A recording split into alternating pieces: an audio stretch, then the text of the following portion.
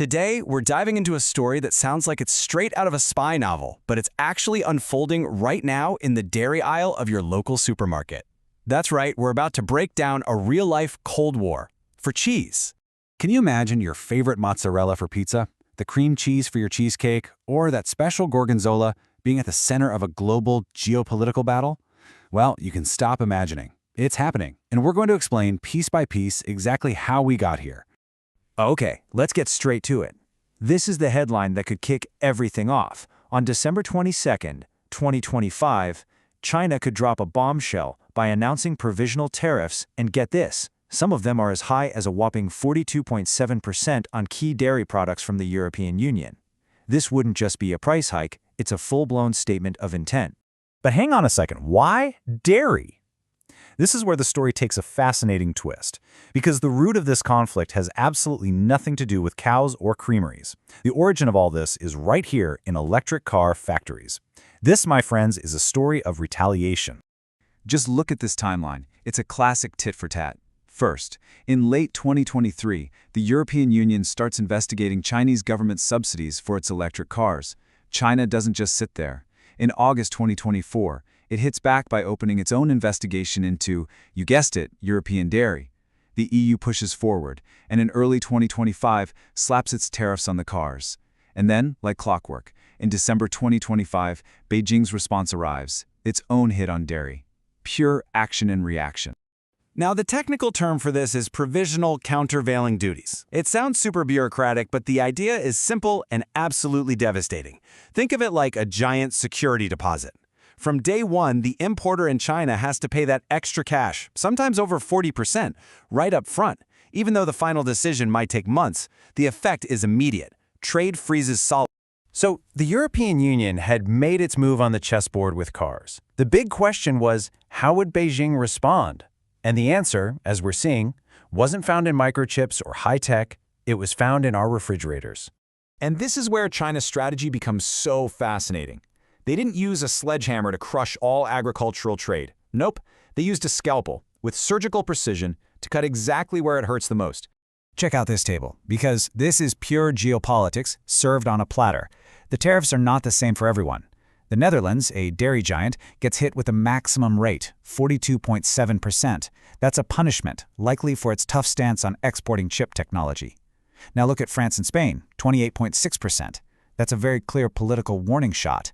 And finally, Italy, with the lowest rate of 21.9%. It's almost an incentive, a way of saying, we can talk.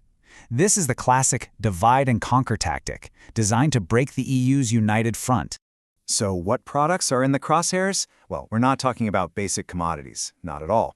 These are high-value items. Heavy cream for luxury bakeries in Shanghai, mozzarella and mascarpone for trendy pizzerias, processed cheese for fast food chains, and of course, iconic cheeses like Roquefort and Gorgonzola.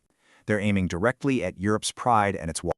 But the most brilliant part is what's not on the list. They left out products that China absolutely needs. Infant formula, for obvious reasons, and whey powder, a vital ingredient for feeding its massive pork industry.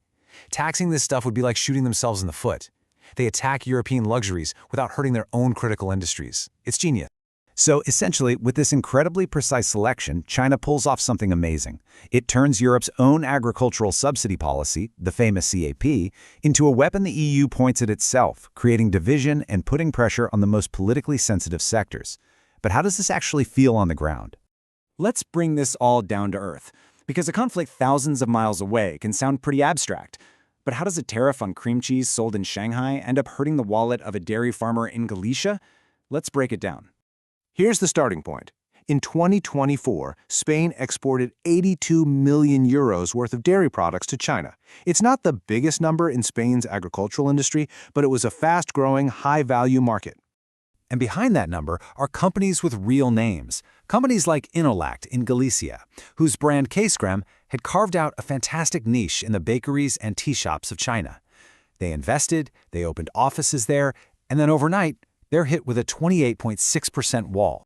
This quote from the Farmers Union absolutely nails it. It's the domino effect.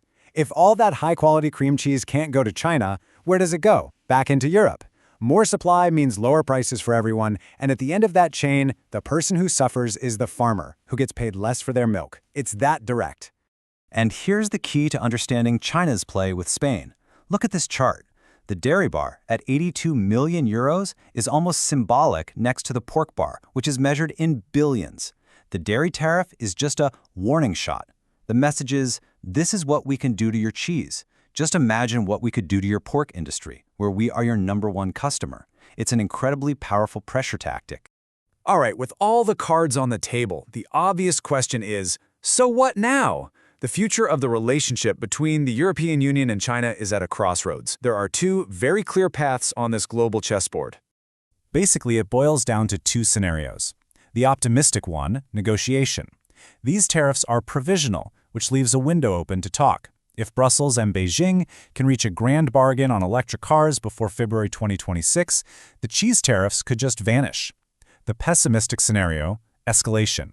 If there's no deal, this trade spout will spread like wildfire, and the next to fall will be Spanish pork, French brandy, a full-blown trade war. So what should we be watching for? 3 things. 1. High-level negotiations. 2. European companies scrambling to find alternatives, while competitors like New Zealand and Australia, who pay 0 tariffs, are rubbing their hands together. And 3. Mark your calendars for the key date, February 2026. That's when we'll know the final outcome. So the next time you're at the grocery store and you pick up a block of European cheese, just pause for a second. Because what you're holding might not just be a delicious food. It might be a key piece on a complex global chessboard, a pawn in a trade war being fought between electric cars, diplomacy, and the power of a really good cheese.